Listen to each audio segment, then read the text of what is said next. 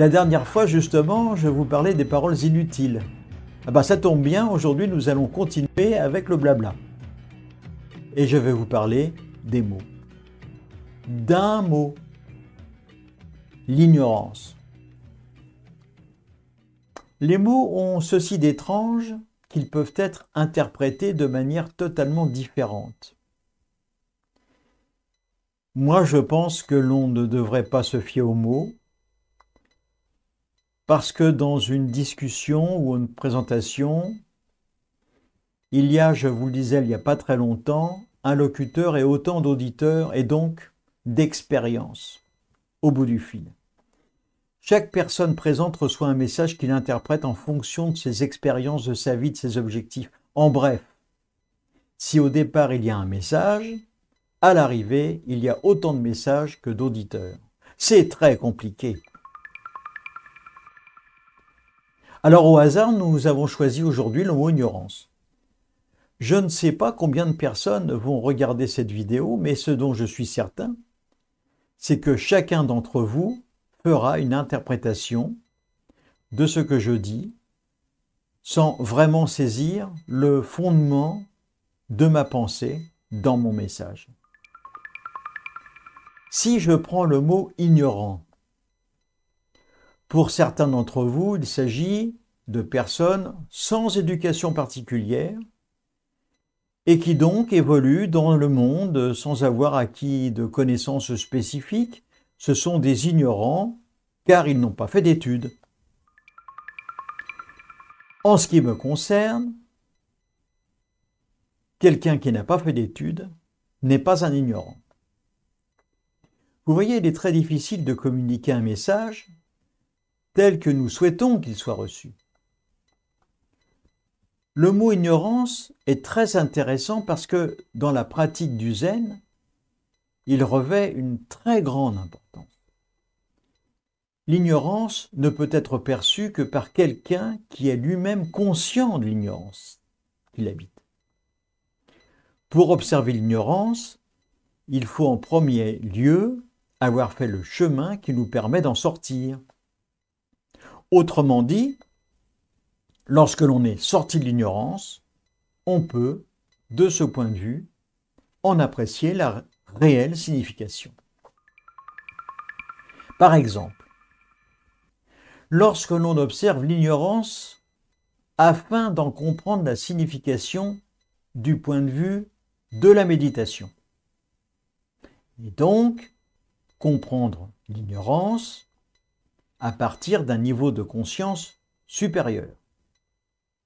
Eh bien, on se rend compte qu'il s'agit de la réalité illusoire du monde dans lequel nous évoluons. Ainsi, vous pouvez comprendre que le mot ignorance, du point de vue de la pratique de la méditation, est totalement différent de ce que l'on peut comprendre du point de vue du monde ordinaire. Ou plutôt, je devrais dire, de la pensée ordinaire.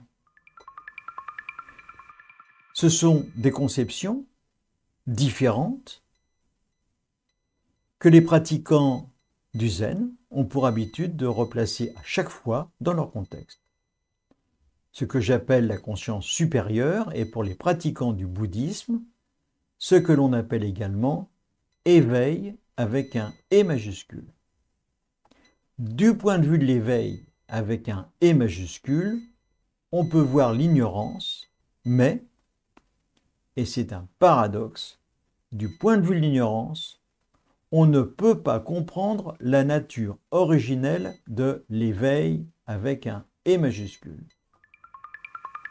En conclusion, l'ignorance est un état très confortable. Il ne demande pas à ce que l'on fasse un effort particulier pour s'extraire de cet état. Du point de vue du zen, l'ignorance est un état ordinaire partagé par tous les êtres vivants. L'ignorance est donc un état ordinaire et transitoire. L'état d'éveil, lui, est très difficile à appréhender car c'est un état permanent. L'ignorance est donc un état artificiel et du point de vue de l'éveil, c'est un état irréel. Comprendre cela, c'est comprendre pourquoi, parce que nous ressentons un manque. C'est pour cela que nous venons pratiquer la grande méditation. Mais il n'est pas prouvé que tous les grands méditants accèdent à cet état de conscience particulier. De fait, souvent, ils restent dans l'ignorance, pensant avoir accédé à un pseudo-état d'éveil. Nous devons arriver à cette compréhension qu'en réalité l'ignorance n'a pas d'existence réelle, elle fait simplement partie de la grande illusion du grand rêve. Pourtant, nous pouvons l'apercevoir. Pourtant, nous pouvons la comprendre. Nous vivons dedans, par elle, en elle. La compréhension de cette réalité constitue donc le but ultime de tous les grands enseignements spirituels, toutes tendances confondues. Nous autres êtres humains avons la chance d'être la partie consciente de cet état illusoire que l'on nomme la vie. Tout être vivant a une perception de lui-même « je suis ce corps ». S'il réalise qu'effectivement, ce n'est pas tout à fait exact, il peut alors affirmer « je suis ce mental ». Dans la tradition indienne, le « je suis » est fondamental parce que c'est la partie exacte de l'affirmation « je suis ce corps ».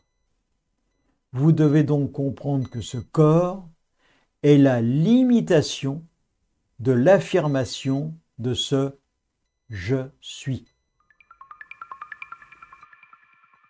L'être éveillé ne va pas limiter son « je suis » provisoirement.